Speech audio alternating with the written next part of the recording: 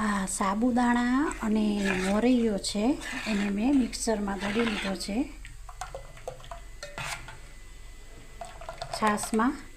હવે આ તૈયાર છે. મીઠું નાખવાનું નથી, અલોણું છે. આજે મીઠા વગરનું ખાવાનું છે એટલે આનું એક થાળી આપણે તમે જોઈ શકો છો ઢોકળું મૂકીશું.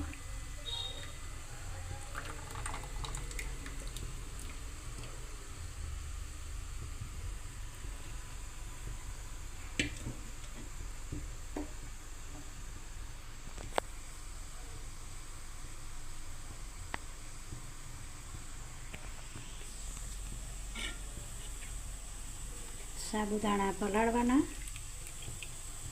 અડધી કલાક, મોરૈયો પણ પલાળવાનો, ને પછી બંનેને મિક્સરમાં દળી અને છાશમાં 1 કલાક રહેવા દઈ.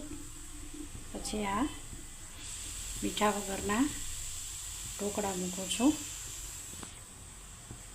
હવે આને આપણે ઢાંકી દઈશું.